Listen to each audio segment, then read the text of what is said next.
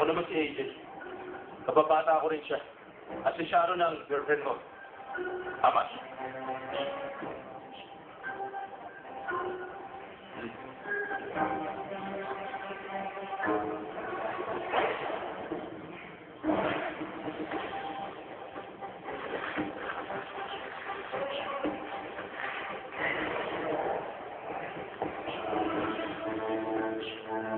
Naalala niyo pa ba? Dati nag-ihaw tayo sa may ilalim ng puno, tapos muntik nang masunog yung bahay namin, di ba? Oo naman. At pagkatapos, sinabi ko sa'yo na magtago tayo sa aparador para hindi tayo makita ng papa mo. Oo nga, kaso bigla ko nabangan, kaya nanghuli rin tayo. Kaya ka pala na ba eh? Dahil nautot niya si Vicky.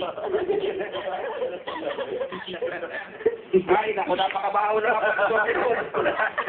Kaya yun, nakapibor na lahat ng gamit ko. Usukin talaga ito si DK noon. Pero hindi ko malimutan, si Kuya Vicky yung sumunod ng parusa ko kay Papa. Sampal! Sampal! Ay, dapat lang na ako sumunod ng parusa dahil ayaw kita makita umiyak.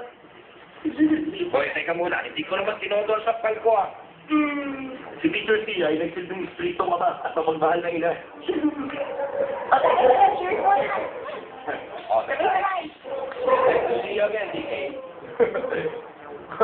Oh, nice to see you. Bakit hindi ka na lang dito magpalipas ng gabi?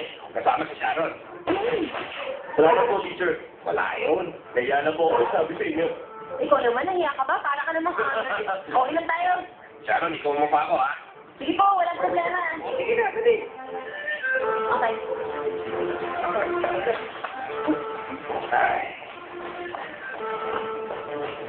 Gago. Pinayagan ng bukong na ito na mag-overnight dito samantalang ako. Akong point ka, pero parang baliwala ako dito. Parang silang tatlo lang ang nag-uusap. Parang hindi na tama ito. Ay, hindi. O, di ba, kagagaling mo lang sa sakit. Ang mabuti pa, umuwi ka na. Ha? Ayos na po ako eh. Magaling na ako at wala na ako sakit. Isa pa, masiwanag pa po sa labas, kaya dito lang muna ako. Tsaka ngayon pa lang, umiinit ang kwentuhan dito eh. Isa pa, gusto ko makausap ang nagligtas sa buhay ko. Sige, pero mo pa magpapakalasin, ha? Oo, siyempre naman. Sige. Kuya, alam mo, nung dumating yung auntie mo para kunin ka, ang lungkot-lungkot ko talaga. Gusto ko nga sumama sa'yo na eh. Ayaw lang akong payagan ni Papa. Tapos na naisip ko, napakasal na lang ako sa'yo para makasama mo na rin ako dun sa Amerika. Joke lang yan, ha? Sinabi niya pala yung sa bukong na ito. Akala ko pa naman, ako lang sinabihan niya ng gano'n. Basta ka sa akin, Sharon. Teka. Dahan-dahan ka na na. Ako ma-misinterpret ang boyfriend mo. Misinterpret? Hindi ah! Ako pa! Ano nga kaya? Siguro kung sumama ako sa'yo sa Amerika noon, malamang mag-asawa na tayong dalawa ngayon, hindi ba? Ay, di ba, Papa? Kung nagkataon, ang itatawag mo sa akin yan, eh, Madam Captain. Para pila ako na ito, may ako na. Ay, nako. Tulog na ako. Ang dada eh. Sige, ituloy niyo lang yan. Matutulog na ako. O, ah. Sige pa. Ay, Teka. teka. Sir? Ay, sorry. Kita pala kita pwede tawagin si teacher. Oo nga naman, pa. Sorry, nalimutan ko. Ito nga pala ito ang showbiz. Malaki na ngayon si Kuya DJ at machong-macho. Hindi na siya dapat tawagin sa pangalang yun na Siupay. Kung ganun, tatawagin ko na lang siya, Kuya DK.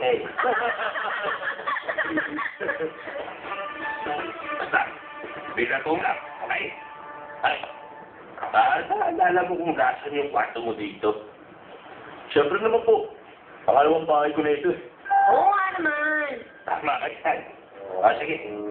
Teka, baka magkabalik ka ng pasok ng kwarto. Sige pa. Salamat po. Ay, Kuya DJ. Usap tayo ah. Hanggang mamaya. Tungkol sa mga nangyari sa Amerika. At kung sakaling makatulog ako, dapat ituloy mo lang ang kwento. Tulad ng ginawa mo sa akin dati. Siyempre naman. Yan pala eh. Eh.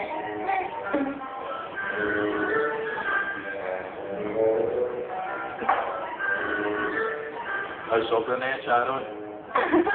Ay, naku, ang saya ko talaga ngayong gabi ito.